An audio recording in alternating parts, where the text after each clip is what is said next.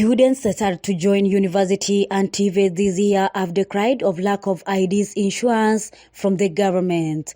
They say this will prevent them from joining their respective institutions because without IDs they won't be able to apply for help funds, which will see them spend much at home due to financial constraints.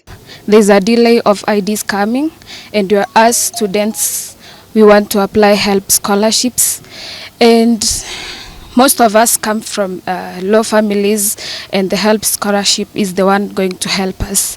So I'm asking the government whether it will help us so that we can get the IDs and apply the help loans. It's a challenge because I applied an ID on January and it's now almost 4 months too, and I've not gotten the ID. When we look at the help loans, the ID is the very best thing that you should have in applying the help loans.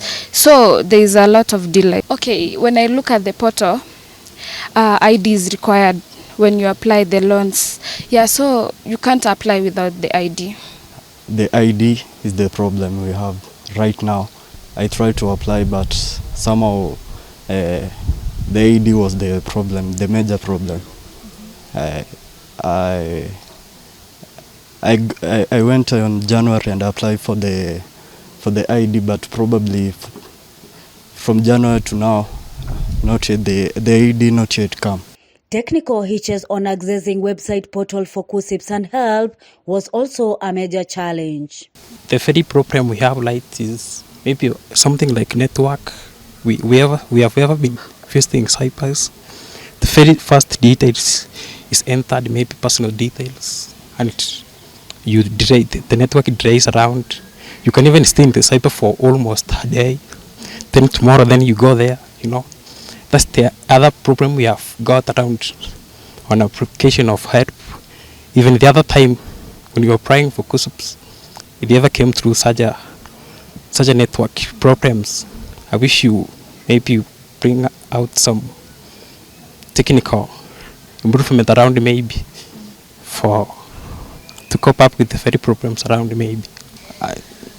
Of course, I've went to almost twice since they said on the very application of help.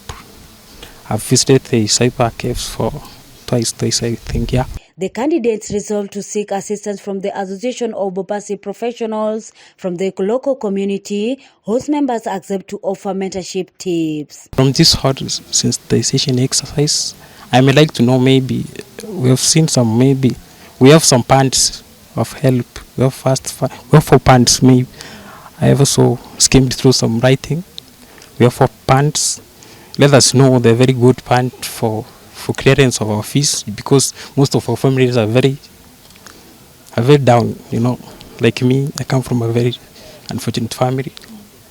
We need, and my course needs more money.